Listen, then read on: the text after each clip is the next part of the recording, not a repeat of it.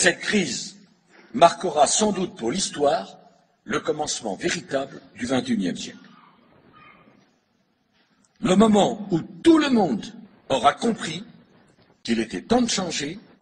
Il faut que la gouvernance mondiale, c'est un mot un peu barbare la gouvernance, ça veut dire quoi? Ça veut dire la façon dont on organise le monde. Aux États-Unis, à l'Europe, à l'ensemble des pays de la planète, de se doter d'une gouvernance mondiale dont nous voyons aujourd'hui qu'elle est essentielle. Temps de donner un nouveau visage à la mondialisation, temps de construire un nouvel ordre mondial. Alors jamais la nécessité d'un nouvel ordre international n'a paru aussi nécessaire autour de trois principes que nous portons depuis des années. Les socialistes, mais pas simplement les socialistes. Tous ceux qui ont une conception multilatérale de l'organisation du monde. Tente une question d'un internaute. Vous savez qu'on est marié avec Dailymotion dans cette émission. Bonjour Monsieur Hollande. Alors j'ai écouté votre discours lors de l'université d'été du Parti socialiste. Vous avez parlé, vous avez évoqué l'idée d'un nouvel ordre international pour le monde. Il se trouve que récemment encore, Nicolas Sarkozy a parlé d'un nouvel ordre mondial. Au nom de la France, j'appelle tous les États à se réunir pour fonder le nouvel ordre mondial du XXIe siècle. Je crois que c'est un petit peu la même chose. Donc l'urgence de définir un nouvel ordre, c'est quoi? C'est pas un ordre au sens militaire, international. Mais en même temps, ne nions pas que nous avons besoin d'une gouvernance mondiale. Si on n'a pas aujourd'hui un gouvernement mondial, on ne peut pas parler sérieusement de démocratie. Or, nous n'avons pas. Donc elle a trouvé ses limites, la démocratie. Non, elle ne trouvera son accomplissement que lorsqu'elle sera une structure avec un gouvernement mondial, des gouvernements régionaux et des gouvernements locaux. Dans très très longtemps, on ne le verra pas. Je n'en sais rien, mais le gouvernement mondial, il est là. Il suffit. Voilà. Simplement, pour ce qui concerne la gouvernance mondiale, ce sera du moyen terme, c'est-à-dire 4 à 5 ans. Pour entraîner le monde entier vers une nouvelle gouvernance mondiale.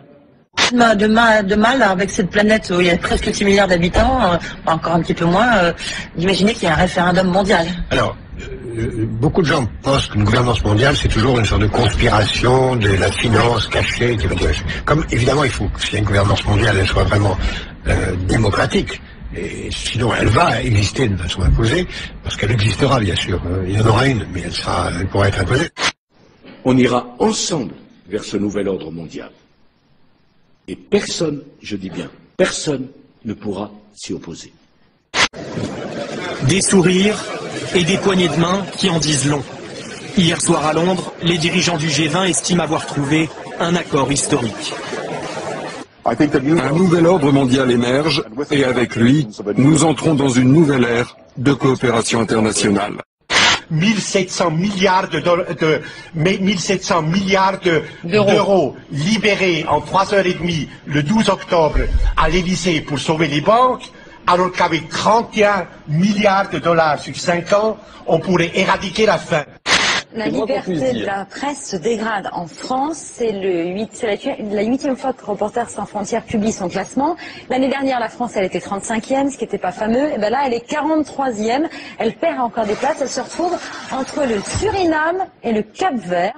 Et le doute grandira si les Français ont le sentiment qu'on leur cache quelque chose. Mes chers compatriotes, vive la République et vive la France.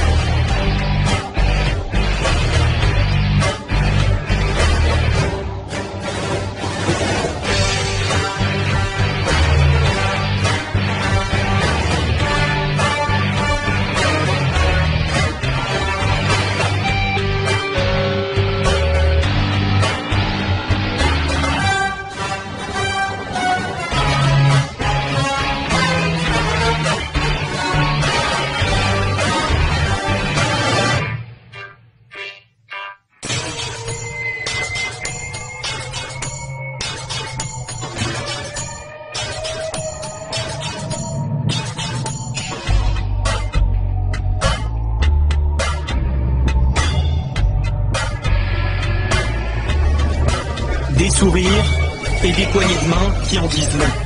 Hier soir à Londres, les dirigeants du G20 estiment avoir trouvé un accord historique. Un nouvel ordre mondial émerge et avec lui, nous entrons dans une nouvelle ère de coopération internationale. C'est un véritable New Deal à l'échelle planétaire qui est nécessaire. Un New Deal écologique et économique. Au nom de la France, j'appelle tous les États à se réunir pour fonder le nouvel ordre mondial du XXIe siècle sur cette idée forte que les biens communs de l'humanité doivent être placés sous la responsabilité de l'humanité tout entière.